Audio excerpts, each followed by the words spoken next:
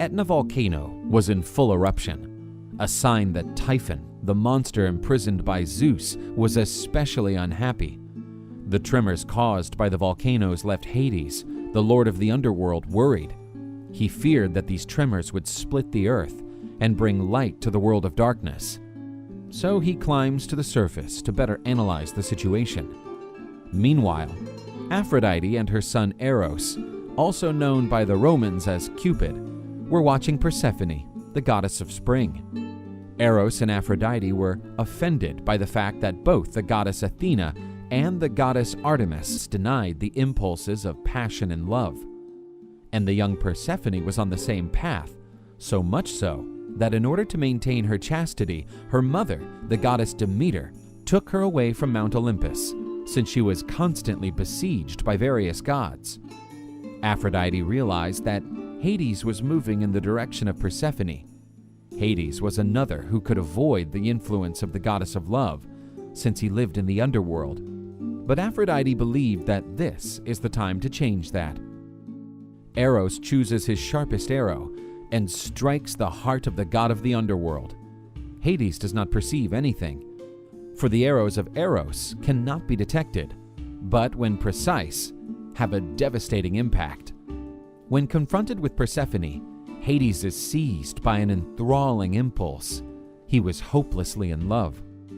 Impetuously, Hades grabs his beloved and causes the earth to open so that he may return to his domain. Demeter, the mother of Persephone and the goddess of the crops, misses her daughter and goes around the world in search of her girl. After much searching, she meets one of the nymphs who used to accompany her daughter. She tells her how Hades kidnapped her and led her into the underworld through the land that opened up. Demeter, due to her deep sadness for not finding her daughter, the goddess will eventually neglect her tasks, and thus the land became infertile and the crops were lost. Knowing her daughter's fate, Demeter turns to Zeus so that he would force Hades to return her daughter. Reluctantly, Zeus says he cannot do anything, since Hades is sovereign in his territory. Demeter threatens to make the world infertile forever, since the land was complicit in her daughter's abduction by opening the way to the underworld. Zeus, alarmed by the threat, decides that Persephone may return to the surface as long as she has not eaten anything offered by Hades. The supreme god allows Hermes to lead Demeter to the underworld so that she could rescue her daughter.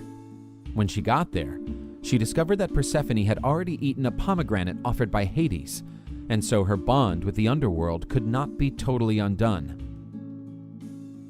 Demeter is appalled, and to soften the relationship with her mother-in-law, Hades proposes that Persephone spends half the year with each one of them. Sealing the agreement, Persephone can return to the surface with her mother. From the soil that was infertile began to sprout flowers in great quantity. The harvests were again full. But the period of encounters between Persephone and Demeter is exhausted, and the young goddess has to return to the underworld to stay with her husband. Demeter is devastated to see her daughter leave, and depression returns to neglect her tasks.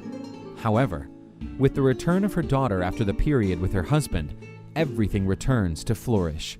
And so the seasons begin.